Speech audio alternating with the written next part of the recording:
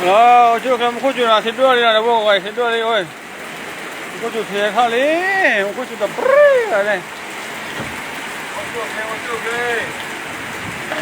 qua đây này thôi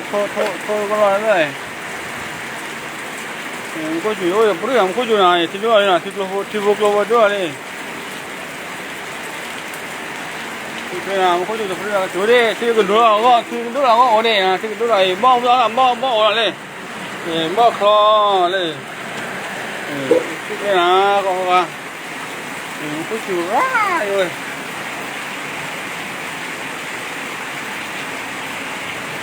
có chuyện tập rồi à này xin đưa bộ quẹt rồi đó thịt thà xin đưa phát đôi này bộ quẹt rồi đây này có cái này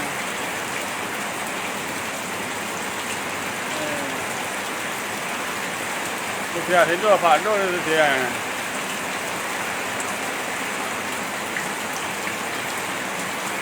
cứ thấy qua có chuyện tốt mà này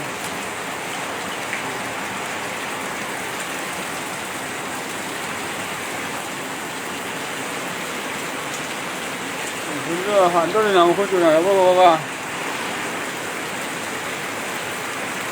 qua coi không mò này mà coi không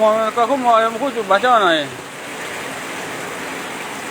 네, 원래 어디 뭐 호가서 와나요, 뭐 호가서 와봐. 내가 많이 잡아. 진도가 뭐야? 어떻게 와가 나 뭐야? qua 진도래. thôi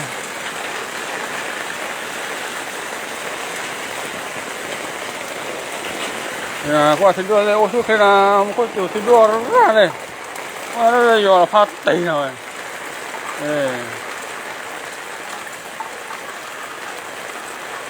giờ có chỗ phản đô xưa phản đô ra có chỗ đây cái chỗ đây thì đô là có ở đây này đây là xích lô đây đó là nó chế chè chỗ phản đô chế thì đô thì lấy đồ xin nó đồ hay xin đô ya xin nó đồ ya lấy mà bạc rồi đô nó còn đồ này chè ya là cho bao nào chú khê nó coi chú khê qua xích lô một khối chủ xích lô là xe mày khối chủ tập rồi qua thô này thô này thô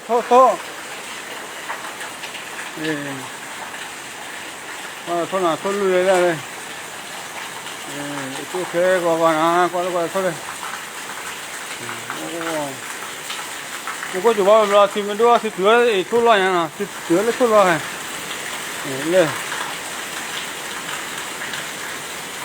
cái chứa đồ ra để qua thì thôi lên là thôi vô lên nó cứ nó kẹp phá đôi bây giờ cứ rồi này cứ cái này phải bây giờ cứ nó cười như này đây bây giờ thu ra rồi đấy ole ôi tàu gió là nó rất là bao nhiêu chú cái bò nào chú cái rồi leo là nó có là mi sâm mà ơi mà sâm mà ra khí tư là tôi vừa mới biết khai ra đấy mới có cái này thì này là tại sao này thật là lên thì này cái hàng đấy đặt lên chút lên qua nó qua lên không có chịu đâu ra không có chịu ta lờ ghê mà không có chịu thôi kể là mình lên không có chịu vào đây nó vừa là vô vào chút lên thứ ba